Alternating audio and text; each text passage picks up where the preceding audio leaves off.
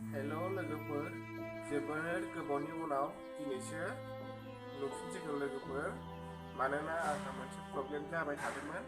मानो होनोब्ला बे प्रब्लेमा जाहैबाय आङो कम्पानियाव फैनानै फैजेननायनिफ्राय मास मोनथामा खामानियाव थाबाय थादोंमोन, खामानियाव बेस्थ' दंमोन। बेखायनो आं भिडिअखौ हगारनो हायाखै। लोगोफोर, नोंथांमोना मा जाहोननि थाखाय भिडिअखौ हगारनो हायाखै नोंथांमोना सोंहरबाय थादों। मानो भिडिअखौ हगारनो हायाखै बेखौ आं नोंथांमोननो फोरमायनोसै फारि फारि। आङो कम्पानियाव फैनानै माने 9टानिफ्राय मोनानि 6टासिम खामानिया 8 घन्टा डिउटि सोलियो आरो अभार टाइम मोनोबा 4 घन्टा जायो आरो 12 घन्टा जायो। ओमफ्राय नाइट डिउटि जायोबा 1टायावसो मोनो सुटि, 1टायाव सुटि जायो, हर 1टायाव। बेनिफ्राय लोगोफोर मा टाइम मोननो, ओंखायनो भिडिअखौ हगारनो हायाखै। ओमफ्राय जेरावबो थांनो मोनाखै, कम्पानियावनो थाबाय था, कम्पानियाव खामानि मावबाय था। ओमफ्राय बेखायनो नोंथांमोना भिडिअखौ हगारनायनि थाखाय बेखौनो फोरमायहरबाय।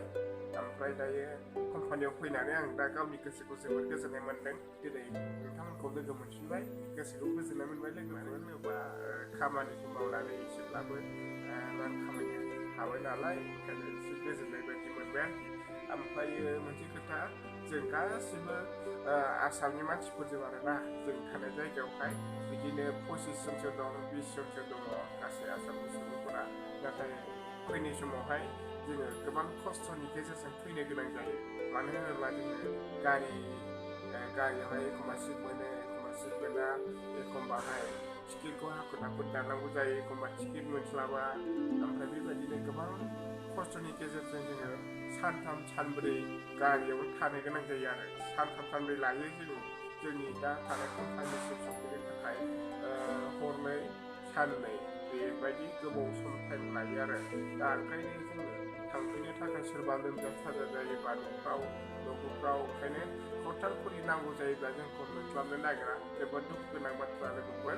मानो होनोब्ला जोङो आसामावनो फिसा फिसौ खामानिफोर मोनोबा जोङो खामानिफोरखौ मावनानै जोंनि गावनि लाइफखौ एसेब्लाबो सहाय होनो हागौमोन। नाथाय जों बेबायदि आसामाव खामानि मोजां मोनैनि थाखाय जोङो गुबुन जायगा, गुबुन बाहेरायाव आसामनि आउटआव जोङो खामानिखौ मावफैनो गोनां जायो। बिदिनो बर' सुबुंफोरा गोबां जायगायाव बिदिनो दं।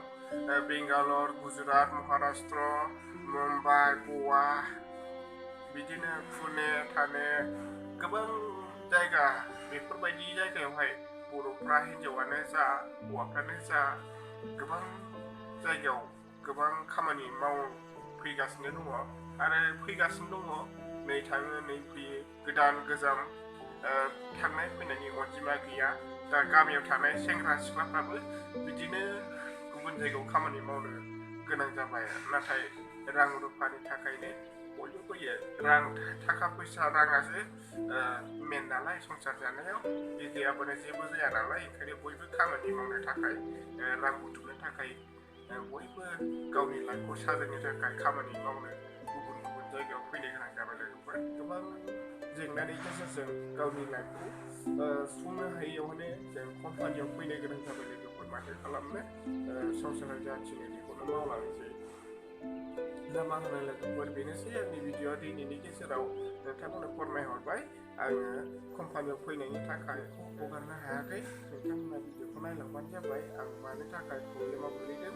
मानो होनोब्ला जोंनि टाइमा फुंनि 9टानिफ्राय मोनानि 6टासिम 8 घन्टा डिउटि मावो आरो बेनि सायाव अटि मावोबा मोनानि 9:30सिम अभार टाइमा 12 घन्टा जायो, 4 घन्टा अटि मावोबा। ओमफ्राय नाइट डिउटि मावोबा जाहैबाय मोनानि 2टायावसो गयो, 2टायाव गयो, बेबायदि आरोखि। ओंखायनो टाइमखौ मिथिजोबनो हाया आरो कम्पानियाव फैनानै।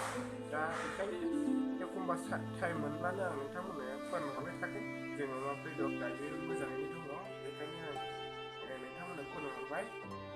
मोजाङैनो दङ, खामानि मावबाय थानानै सोलिगासिनो दं, खामानिया सोलिगासिनो दं, मोजाङैनो दङ लोगोफोर।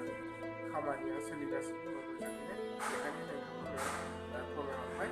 स' लोगोफोर, भिडिअआ एसेनोसै। नेक्स्ट भिडिअआव थाबैनो